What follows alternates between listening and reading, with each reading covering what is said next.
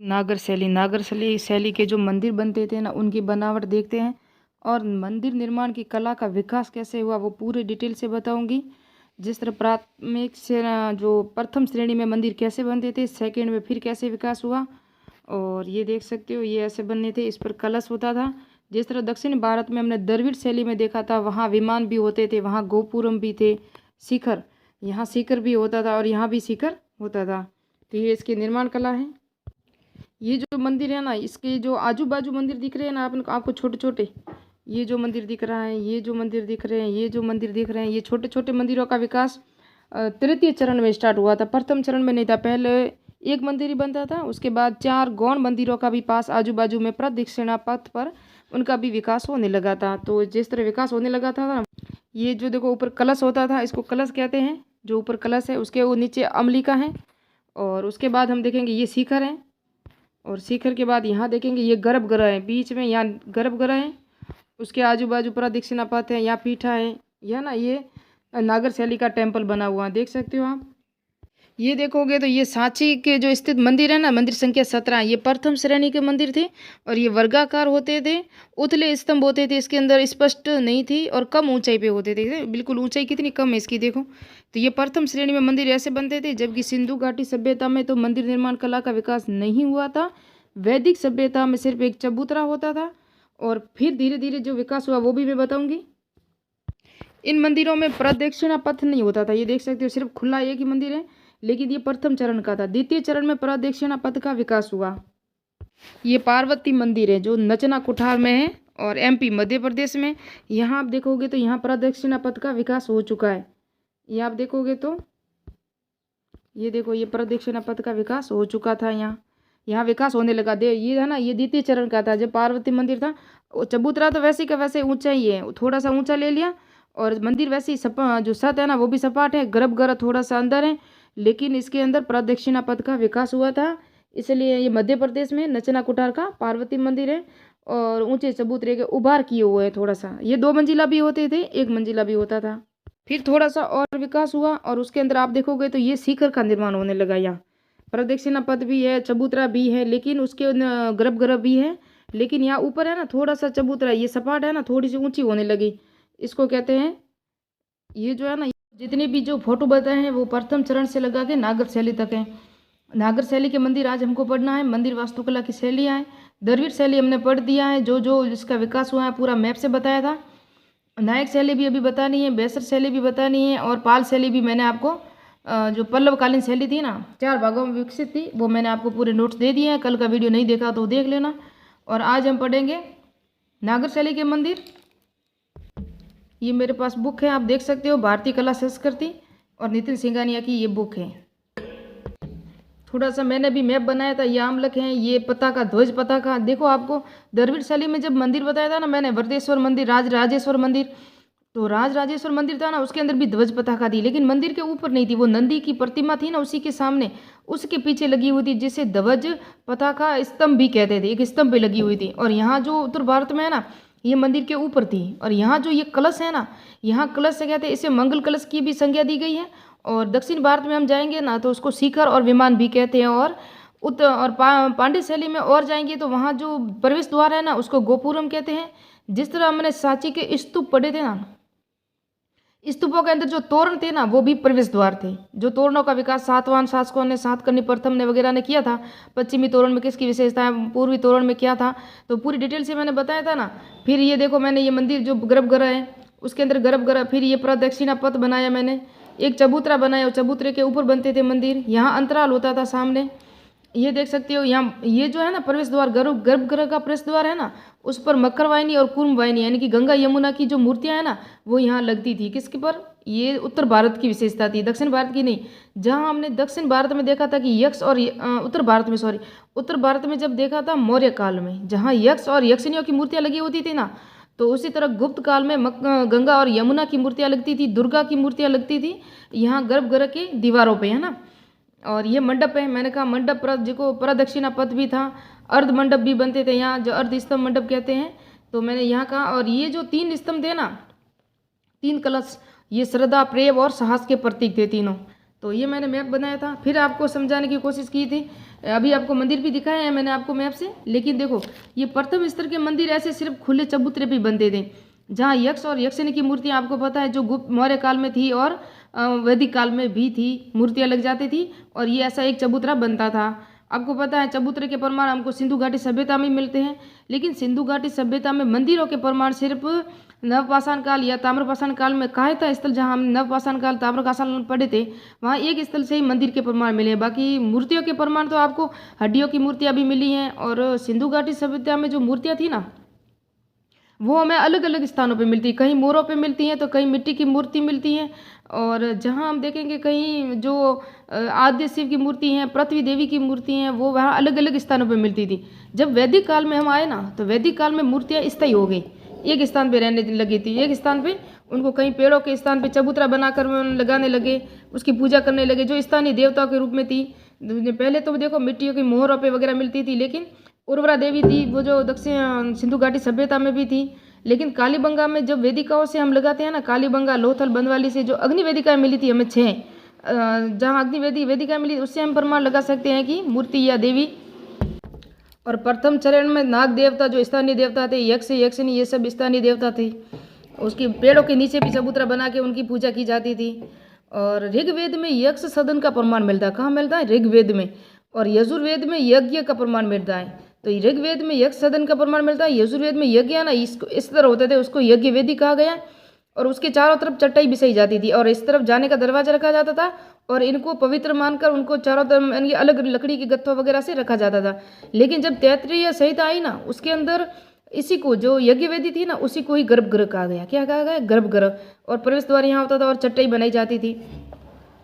द्वितीय चरण में जो मंदिरों का निर्माण हुआ ना वो इस तरह से हुआ। द्वितीय चरण में कि पहले तो देखो आपको एक चबूतरा ही बना जाता था, फिर यहाँ प्रदक्षिणा पथ का निर्माण हुआ, यहाँ अलग चबूतरा था, फिर ये गर्भगृह बीच में आ गया, है ना, गर्भगृह बीच में आ गया, और ये द्वितीय चरण के मंदिर बनने लगे। फिर तृतीय चरण में मंदिर है ना इस तरह बनने लगे, ये जो मंडप भी हो गया, सामने ये भी आ गया, और यहाँ जो है ना गर्भगृह को थोड़ा सा ऊंचा किया गया और मंदिर नुमा उसको इसकी छत बनाई गई और उस पर झंडा भी लगाया जाता था, और ये गर्भगृह को थोड़ा सा यानी शिखर नुमा किया गया।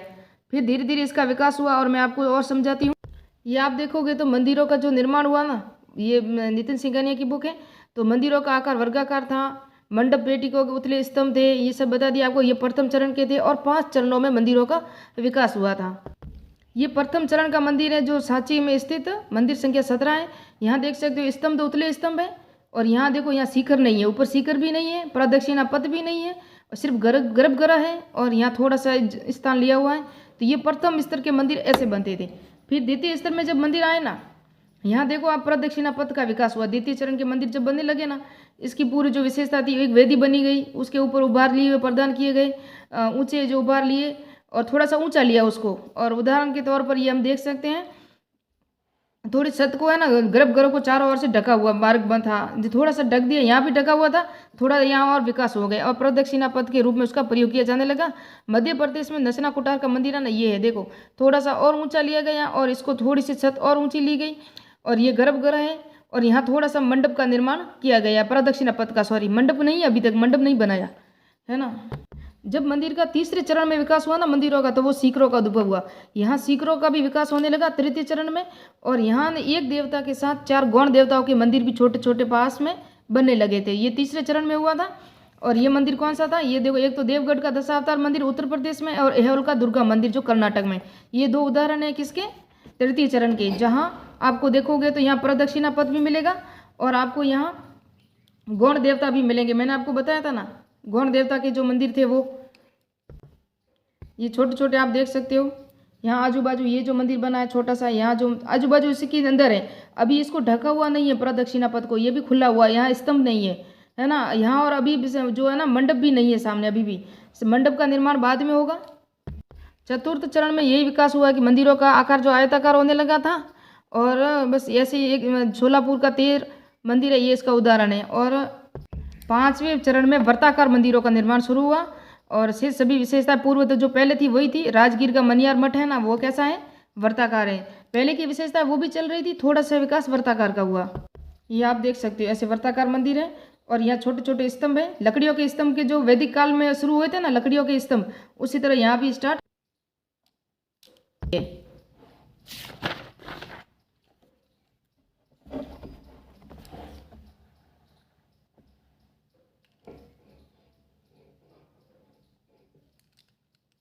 भी है ना, ये भी नागर शैली की उपशैली आप देख सकते हो। और ये भी चंदेल शासकों के मध्य भारत में हुआ था निर्माण। ये खजुराहो के मंदिर हैं जो खजुराहो शैली की जो उपशैली है किसकी, नागर शैली की। और तीसरी इसकी उपशैली है सोलंकी शैली। तो इन तीन खजुराहो शैली और नागर शैली की जो तीन शैलियाँ हैं ना, उसको अब नेक्स्ट में पढ़ेंगे। ये सूर्य मंदिर है, मोटेरा का सूर्य मंदिर है ना, ये नागर शैली का जो उपशैली सोलंकी शैली का उदाहरण है। ये सूर्य मंदिर मोटेरा का है। तो सब मैप में बताऊंगी नेक्स्ट में। और नागर शैली के देखो ऊपर क्या होते थे, स्तंभ शिखर होते थे। और यहाँ स्तंभकार दरवाजे भी होते थे। ये शक्ति देख सकते हो, ये मेन गेट दरवाजा होता था। यहाँ बीच में गर्भगृह है, यहाँ मंडप है। और ऊपर उठा हुआ जो है ना, ये चबूतरा है ना, ये चबूतरा ऊपर उठा हुआ। तो ऐसे इस तरह से यहाँ आते थे। ये नागर शैली का वास्तुकाल जो मैंने मैप बताया आपको, यहाँ से आए। और यहाँ से जो है ना, ये दरवाजे थे। मोटे मोटे तौर पे देखें तो एक तो गर्भगृह है और एक मंडप है और एक शिखर है, तीन विशेषताएं हैं। और एक कलश है, कलश भी इसकी प्रमुख विशेषता थी हो। और एक वाहन भी है, जो देवताओं के वाहन होते थे, हमें पता है, कई बार हमने देखा है। और इनकी जो प्रमुख विशेषता ये देख सकते हो, पंचायत शैली का था जो प्रमुख उदाहरण। और भूनिवास गौण देवी देवताओं के, यानी कि एक बड़े देवता होते थे, उसके पास छोटे छोटे देवताओं का होता था। जिस तरह वो दक्षिणी भारत में चाहे उत्तर भारत में इसको सामंती व्यवस्था कहते हैं, कि बड़ा भाई राजा बनेगा, छोटा भाई उसके जागीरदार, यानी कि आसपास की आजू बाजू की जागीर दी जाती थी। इसलिए वो जागीरदार या उसी जागीरदार को क्या कहा जाता था, सामंत कहा जाता था। और जब युद्ध वगैरह होते थे तो वही जागीरदार होते थे ना, वो राजा के भाई होते थे, तो उनका साथ देते थे और उन्हीं की युद्ध में लड़ाई करने के लिए भी जाते थे। शादी ब्याह में भी वो सारे काम करते थे। सामंत क्यों करते थे, वो उनके रिश्तेदार यानी खूनी रिश्ते ही होते थे। और मुख्य देव मंदिर के सामने सभा कक्ष या मंडप भी स्थित होते थे। ये नागर शैली की विशेषता है। गर्भगृह के बाहर नदी यानी देवियों की गंगा यमुना की प्रतिमा को स्थापित किया गया। मैंने कहा कि गुप्त काल में गंगा यमुना की मूर्तियों का लगाया जाता था, लेकिन मौर्य काल में यक्ष और यक्षिणियों की मूर्तियों का बताया था मैंने। यहाँ दुर्गा की भी मूर्तियाँ लगाई जाती थी। मंदिर परिसर में जल की कोई टैंक या जलाशय नहीं होती। यहाँ जलाशय नहीं है, लेकिन दक्षिण भारत में जब हमने देखा था मंदिर, तो वहाँ जलाशय भी होता था। मंदिरों में सामान्य रूप से भूमि के ऊंचे चबूतरे पे बनाए जाते थे, जिसे वेदी निर्मित किया जाता था। मंडपों के निर्माण में स्तंभों का प्रयोग होता था। स्तंभ को इम्पोर्टेंट है, स्तंभों का प्रयोग होता था। अब थोड़ी सी पाल शैली रह गई है, जो पांड्य शैली की जो गोपुरम वाला, थोड़ा वो समझा देती हूँ। बाकी नेक्स्ट में पढ़ेंगे ओडिशा शैली वाला। और सोलंकी शैली है जो ओडिशा शैली है, जो नागर शैली की उप विशेषताएं उप शैलियाँ वो पढ़ेंगे। तीन शैलियाँ ये देख सकते हो। पांड्य काल में जो 1100 से 1350, और उसका निर्माण है ना, गोपुरम का निर्माण तो 1700 में हुआ था। मुख्य विशेषता गोपुरम है। इसके गर्भगृह को देवबुल, सभा मंडप को जगमोहन कहा जाता है। और मदुरै का मीनाक्षी मंदिर पांड्यों ने बनाया था। इस मंदिर में कुल 11 गोपुरम है। जो सर्वाधिक है, सबसे बड़ा गोपुरम 60 मीटर सबसे ऊंचा है। दक्षिण भारत का सबसे बड़ा विशाल गोपुरम है ये। और निर्माणकर्ता कौन थे, पांड्य राजा कुलशेखर ने इसका निर्माण करवाया था। यह पार्वती को समर्पित है ये मंदिर। और भगवान शिव सुंदरेश्वर के रूप में मदुरै में आए थे। और ये 7 आचार्यों की सूची में प्रथम स्थान पर है गोपुरम। और पैत्र मरे यानी कुलम यानी पवित्र सरोवर है, जहाँ इंद्र ने स्वर्ण कमल शायद यहीं से चुराए थे, ऐसी इनकी कहावत या कहानियाँ हैं।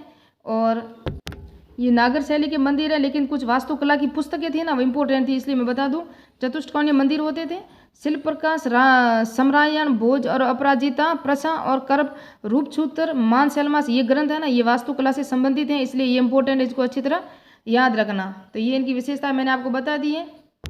नेक्स्ट पार्ट में मिलेंगे ओडिशा शैली और सोलंकी शैली और खजुराहो शैली, जो नागर शैली की उपशैलियाँ तीनों। बाकी मैंने आपको बनावट वगैरह सब समझा दिया है। मेरा वीडियो अच्छा लगे तो उसको लाइक और सब्सक्राइब जरूर करें। और मिले नेक्स्ट वीडियो में और नेक्स्ट पॉइंट में। गुप्तकालीन मंदिरों का ये नेक्स्ट पार्ट होगा, वो लास्ट हो जाएगा। उसके बाद हम चित्रकला पढ़ेंगे। तो है ना मीनाक्षी मंदिर, वो है मीनाक्षी का मंदिर था ना, ये शिव और पार्वती को समर्पित था, क्योंकि शिव जी थे ना, वो समिस देश और सुंदरेश्वर के रूप में मदुरा आए थे। फिर मीनाक्षी को जो पसंद किया था, फिर उनकी शादी हुई थी, शायद किसी राजा की बेटी थी ये मीनाक्षी, और ये पार्वती का रूप थी, तो इसलिए इसकी याद में ये मंदिर बनाया हुआ है। और ये आप देख सकते हो पूरा का डिटेल क्या है। इसकी हिंदू धर्म में सुंदरदेश्वर है ना, शिव थे और मीनाक्षी पार्वती थी। और मदुरई तमिलनाडु में ये मंदिर है। दक्षिणी भारतीय स्थापत्य यानी कि द्रविड़ शैली का है। और ये पांड्य राजाओं ने इसको निर्मित किया था। इनको दूर से देखोगे तो ये पूरे चबूतरे के चारों ओर मेन गेट बने हुए हैं। ये जो है ना, ये दरवाजों पे बने हुए मेन गेट है। इस पर ये प्रवेश द्वार कहते हैं, इसको क्या कहते हैं, प्रवेश द्वार। ये भी प्रवेश द्वार, ये भी प्रवेश द्वार, ये भी प्रवेश द्वार है। आप अगर देखोगे तो आराम से देख सकते हो, नज़दीक से भी ये प्रवेश द्वार है। तो इनको गोपुरम कहा जाता था कि ये गोपुरम है। क्या है? गोपुरम। और गोपुरम के अंदर जो क्या होता था? गर्भगृह होता था। और गर्भगृह को क्या कहा जाता था? देवुल। ये जो है ना, इसके बीच में जो है बड़ा सा मंदिर है, उसको देवुल कहा जाता था। और उसी को मंडप है ना, इसी के सामने मंडप। अब देख, मैं आराम से समझाऊँ आपको। ये देख सकते हो, ये मंडप है। ये जो है ना, ये सारी प्रदक्षिणा पथ को चाहे मंडप, तो इसको क्या कहा जाता था? जगमोहन कहा जाता था, जगमोहन। और उसी के अंदर जो गर्भगृह होता था ना, गर्भगृह जैसे देखो अंदर से, तो ये गर्भगृह होता था। गर्भगृह को क्या कहा जाता था? देवुल कहा जाता, देवुल। और ये जो है प्रवेश द्वार किसको कहा जाता था? गोपुरम को कहा जाता था। और ये जो पानी है ना, समुद्र तालाब, देखो इसी के बीच के अंदर एक तालाब बना हुआ, आप देख सकते हो। ये तालाब है ना, ये तालाब है ना, ये निर्माता, जो इसके निर्माता कौन थे? पांड्य थे। और इसको पौत्र बारे कुलम यानी पवित्र सरोवर कहा जाता है। इंद्र ने स्वर्ण कमल यहीं से तोड़े होंगे, ऐसा लगता है, ऐसा माना जाता है। और इन सब ये जो है ना, गोपुरम वाली ये पूरी की पूरी वैसे व्यवस्था, देखो कैसा मैप बना हुआ है चारों तरफ से। तो ये विश्व के 7 आश्चर्यचनों में से इसको शामिल किया गया है। किसको? इसको। ये गोपुरम है ना, दक्षिण भारत के जो पांड्य शासकों के, इनको दक्षिण भारत में विश्व में प्रथम स्थान पे 7 आश्चर्य अजूबों में ये शामिल है। दक्षिण भारत के मीनाक्षी जी के गोपुरम है ना, गोपुरम को, ये इतनी सजावट के साथ बने हुए हैं ना, इसलिए।